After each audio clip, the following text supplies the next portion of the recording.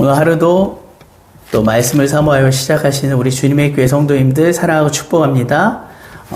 오늘 하루 생명의 삶을 사시기를 간절히 바랍니다.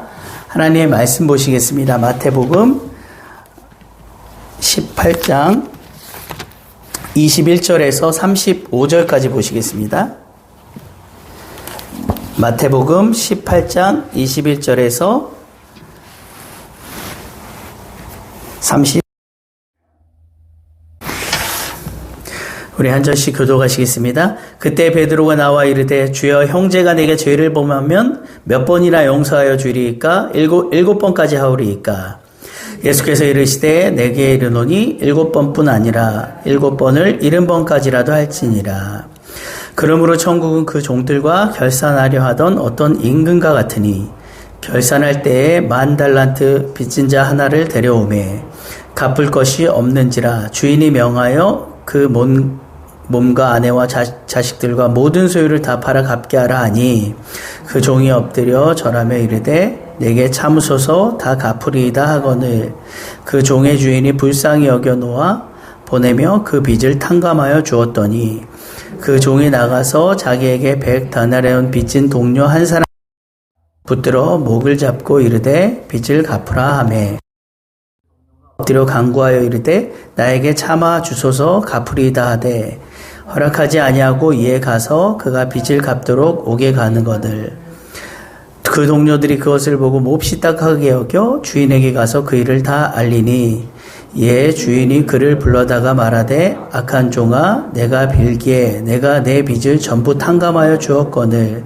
내가 너를 불쌍히 여김과 같이 너도 내 동료를 불쌍히 여김이 마땅하지 아니하냐 하고 주인이 노하여 그 빚을 다 갚도록 그를 옥졸들에게 넘기니라. 다 같이요. 너희가 각각 마음으로부터 형제를 용서하지 아니하면 나의 하늘 아버지께서도 너희에게 이와 같이 하시리라. 아멘.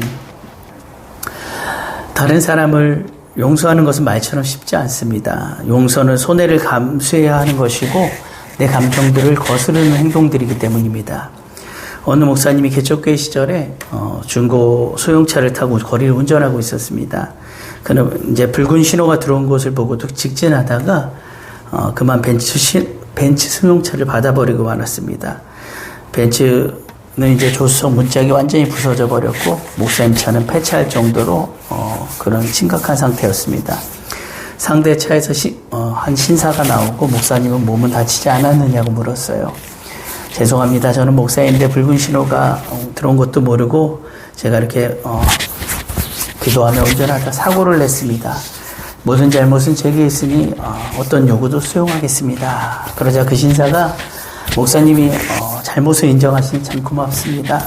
제 차문 부서진 것만 보험으로 처리해 주시면 되겠습니다. 목사는 매우 고마워서 명함을 주었어요. 그런데 아무리 시간이 지나도 보험 청구서가 날아오지 않는 것이에요. 대신 중형 새 자동차 한 대가 교회로 배달되었습니다. 저는 지난번 사고 때 만난 집사입니다. 저는 큰 회사를 경영하고 있습니다. 가난한 목사님을 보고 더 마음이 아파서 주의 이름으로 이 자동차를 드립니다. 그리고 제 차는 제가 고쳤으니 목사님은 신경 쓰지 않으셔도 되겠습니다. 자, 물론 이런 일이 흔한 일은 아니지만 얼마나 영수의 마음이 아름다운지를 보여주는 것 같습니다.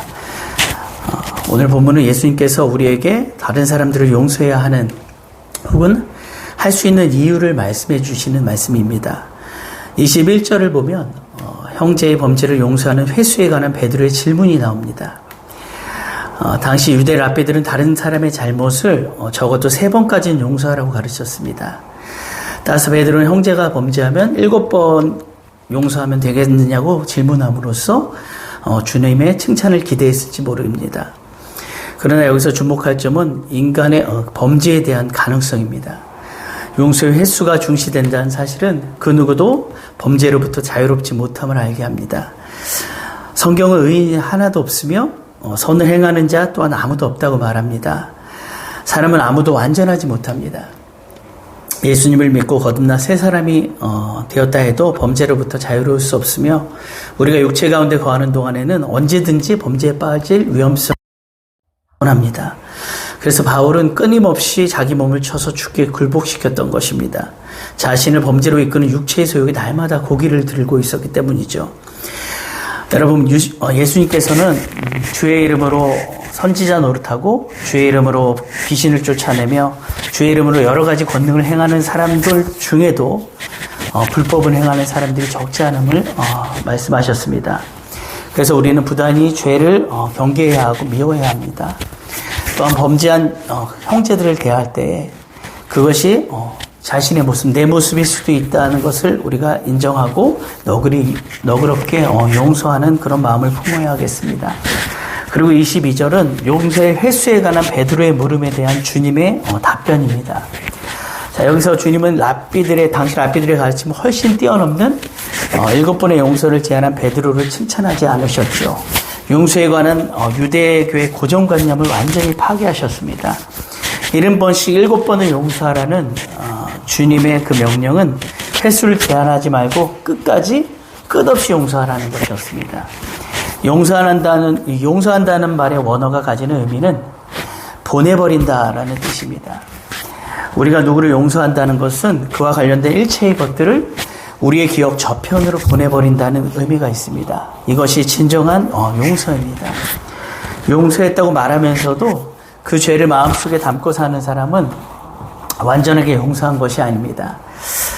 기억의 저편으로 던져버리고 조금도 담아두지 말아야 진정한 용서가 되는 것입니다. 상식적으로 생각할 때 어떤 사람의 범죄와 그에 대한 용서가 7번씩 반복되는 것은 쉽게 일어난 일이 아니고 또 그렇게 생각하기도 참 어려운 것 같습니다. 이는 사람을 용서하는 수준이 아니라 하나님이 사람을 용서하는 수준이라고 할 수가 있습니다. 하나님의 사랑과 그 마음을 헤아릴 때 우리가 이러한 용서를 베풀 수 있는 것이겠죠. 하나님은 우리의 허물을 빽빽한 구름에 사라짐같이 도말하셨다고 말씀하세요. 온 하늘을 덮고 있던 구름이 사라지면 곧 푸른 하늘이 나오고 우리가 그 구름을 다시 기억하지 않는 것처럼 형제의 허물에 대해서도 동일한 입장을 취해야 합니다. 조지 허버트 목사님이라는 분이 다른 사람을 용서하지 못하는 사람은 자신이 건너야 할 다리를 부수는 것이라고 말했습니다. 하나님께서는 우리가 타인으로부터 겪는 고통이나 슬픔을 감추라고 말씀하시지 않습니다. 다만 우리 스스로가 미움에 갇혀 삶의 평안을 잃고 주님께 나오는데 어려움을 겪을까 염려하시면서 용서함으로 마음의 자유함을 얻기를 원하시는 것입니다. 사실 용서를 받아야 할 자보다 용서하지 못한 자가 더 괴롭고 힘든 것을 보게 됩니다. 제가 아는 어떤 자매님은 어릴 때부터 아버지로부터 수없는 학대와 폭행을 당하고 어머니의 방임으로 인해서 그 마음에 수십 년이 지난 지금도 용서가 되지 않아서 극심한 우울증에 시달리는 것을 보았습니다. 정말 가슴이 아픈 것은 어릴 때 받았던 부모의 학대뿐만이 아니라 용서가 되지 않는 마음 때문에 부모로부터 독립해서 성인이 된 지금에까지도 고통 가운데 갇혀 사는 그 자매의 모습이었습니다. 그래서 하나님께서는 우리의 모든 것을 아시고 용서의 다리를 내려 주님께 진심을 아뢰기를 원하십니다. 혹시라도 해결되어지지 않는 미움의 문제를 주님께 맡겨드리시길 바랍니다. 용서는 내가 할 수 있는 것이 아닙니다. 주님이 내 마음을 주실 때야 비로소 용서할 수 있는 것입니다. 이제는 용서함으로 주님 안에서 참된 평안과 자유를 누리시길 축복합니다. 23절 이하에 보면 예수님께서는 천국은 그 종들과 결산하려 하는 어떤 임금과 같다고 하시면서 제자들에게 1만 달란트의 빚을 탕감받은 자의 심정으로 용서를 베풀라고 가르치십니다. 24절에 보면 임금에게 1만 달란트는 거액의 부채를 지고 있는 임금에게 1만 달란트라는 이 거액의 부채를 지고 있는 사람이 나오죠.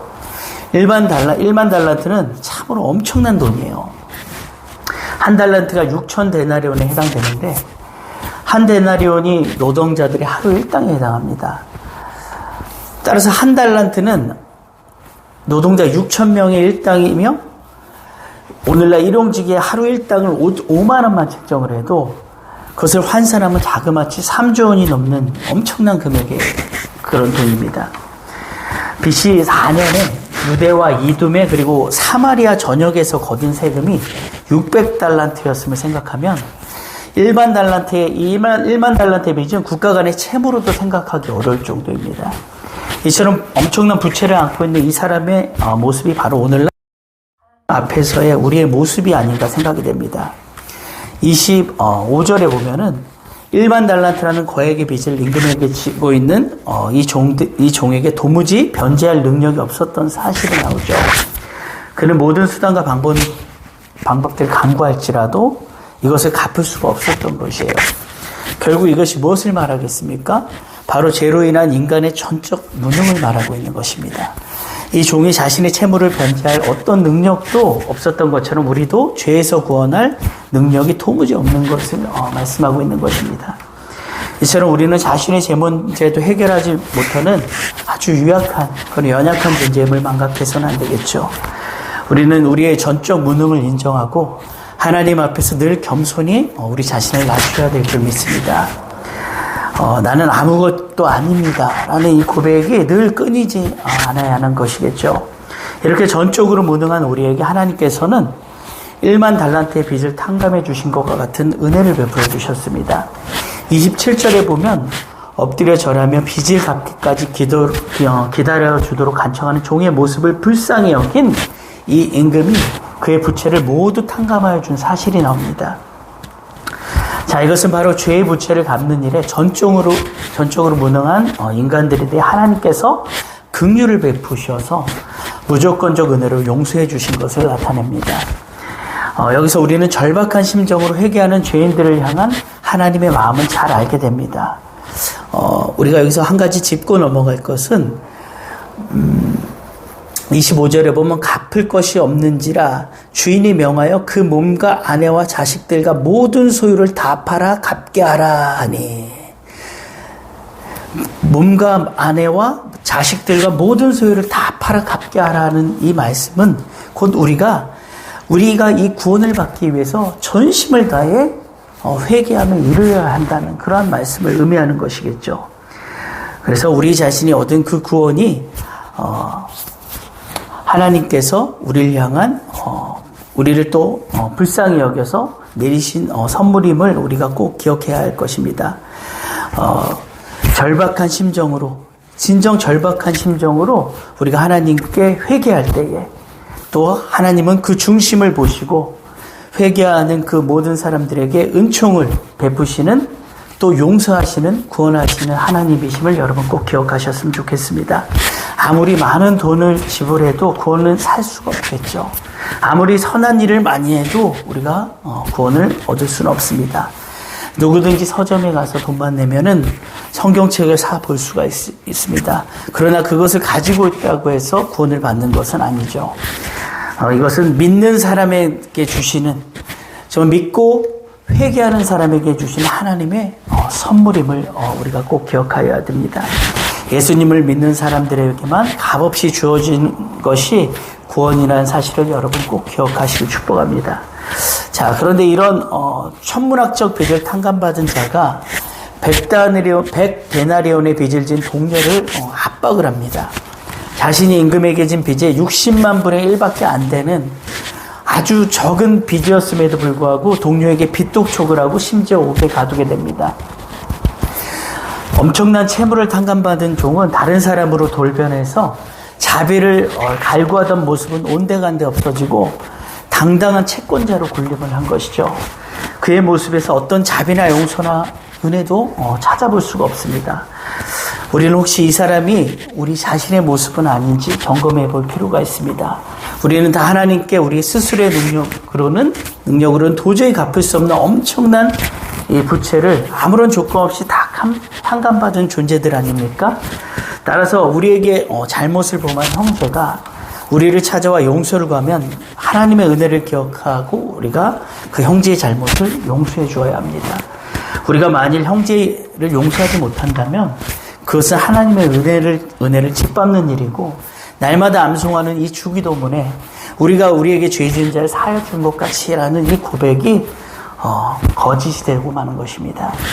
이처럼 우리가 용서하기 위해서는 하나님의 은혜를 깊이 깨닫는 것이 매우 중요한 일입니다. 하나님의 은혜는 모든 것을 초월하게 할 만큼 너무도 크기 때문입니다. 사실 용서는 죄를 지은 사람에게는 놀라운 은혜이지만 상처 입은 사람에게는 너무도 잔인하고 불공평한 처사 같습니다. 상처 입은 사람에게 용서는 말도 안 되는 사기라고 여겨질 수도 있고요. 정말 개나 갖다 줘야 할 것인지도 모릅니다. 그럼에도 불구하고 우리가 용서해야 하는 이유는 그것만이 공평해질 수 있는 유일한 길이기 때문입니다. 우리로 하여금 그동안 고통받은 그 불공평의 각오로부터 해방시켜 줄 수 있기 때문이에요.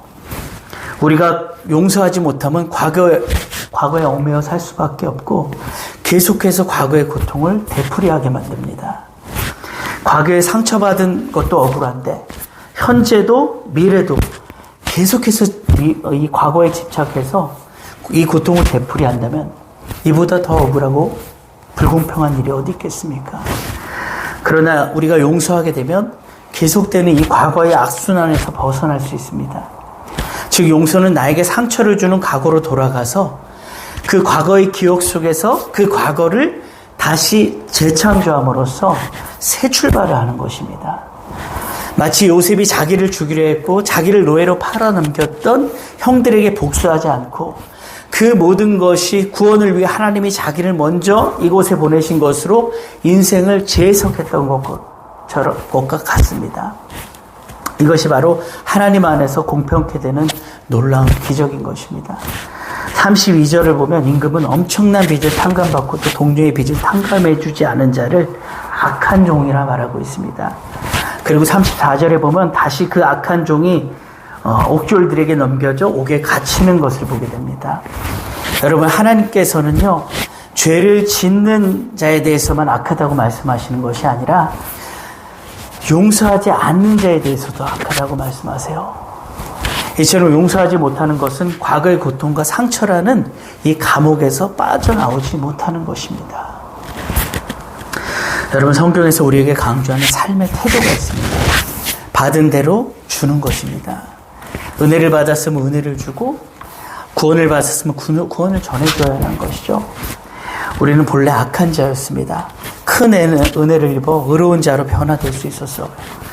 우리가 대속을 통해 받은 은혜는 우리의 모든 고통과 상처를 덮고도 남을 만큼 거대한 것임을 여러분이 오늘 꼭 기억하셨으면 좋겠습니다. 용서는 하프 마라톤을 한 다음에 푹신한 의자에 털썩 주저앉는 것이라고 이렇게 말을 합니다. 용서는 포로를 풀어주고 보니 그 포로가 바로 나 자신이었음을 깨닫는 것이라고 말합니다. 잔인하게 불공평한 내 인생의 유일한 피난처는 오직 용서의 기적뿐임을 믿으시고 오늘도 하나님의 은혜를 기억하고 마음에서 용서되지 않는 사람들을 다 용서하시고 진정한 자유를 누리시는 그런 하루가 되시길 예수님의 이름으로 축복합니다. 기도하시겠습니다. 하나님, 그 은혜와 사랑에 진심으로 감사드립니다. 너무도 억울하고 불공평한 정말 그 고통의 과거에서 이제는 벗어나 하나님의 은혜를 통해 우리의 인생을 새 출발하고 또 재해석할 수 있는 그 용서의 기적을 우리가 경험하길 원합니다. 이제는 용서하지 못했던 우리의 모든 그 지난날의 과거의 그 고통들을 다 말끔히 씻어주시고 우리의 인생을 새 출발할 수 있는 그러한 은혜를 또 허락하여 주시옵소서. 하나님 아버지, 죄를 짓는 것만이 악한 것이 아니라 용서하지 못하는 자도 또한 악하다고 하신 하나님의 이 말씀을 우리가 기억하며 하나님이 우리에게 베풀어 주신 그 놀라운 그 구원의 은혜에 우리가 오늘도 감격하며 많은 사람들을 용서하고 또 품을 수 있는 그러한 너그러운 마음을 허락하여 주시옵소서. 오늘도 하나님께서 주신 이 말씀을 기억하며 진정 용서의 기적 가운데 자유함을 누리는 그런 복되고 은혜스러운 하루가 되기를 간절히 바라오며 거룩하신 예수 그리스도의 이름으로 기도하옵나이다. 아멘.